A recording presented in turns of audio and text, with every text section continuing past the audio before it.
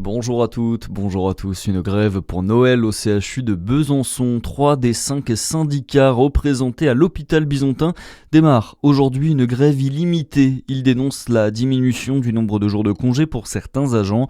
Malgré la grève, certains salariés vont être réquisitionnés pour assurer le service minimum et la continuité des soins.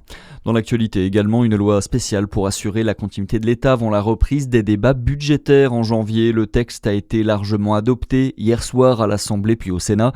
Sébastien Lecornu estime que l'adoption d'un budget reste possible si les calculs politiques sont mis de côté. Un compromis n'est ni un renoncement ni une confusion, souligne également le Premier ministre dans une allocution depuis le perron de Matignon.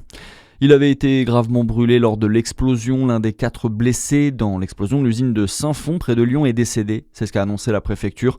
La déflagration a pu être causée par l'émanation d'hydrogène dans un atelier expérimental selon le directeur de l'usine. Le parquet de Lyon a ouvert une enquête pour blessure involontaire par personne morale. Le réveillon de Noël, c'est ce soir. Vous allez peut-être le vivre en famille, entre amis, au coin du feu ou autour d'une bonne table. Et alors qu'on se prépare à réveillonner tous ensemble, l'Agence régionale de santé en Bourgogne-Franche-Comté nous fait une piqûre de rappel. Objectif, continuer à se protéger des virus de l'hiver. Baptiste Berthelin. Grippe, bronchiolite, Covid, gastro-entérite, autant de maladies qui sont monnaie courante à cette période de l'année et qui adorent se propager lors des grandes réunions de famille. C'est pour rester en bonne santé, protéger les plus fragiles que l'ARS rappelle les bons gestes à adopter. Aérer les espaces de vie tous les jours, pensez à se laver les mains fréquemment, porter un masque si vous avez des symptômes ou au contact d'une personne malade. Contre la grippe et le Covid, il y a aussi la vaccination. Elle est fortement conseillée pour les personnes âgées et les femmes enceintes, notamment.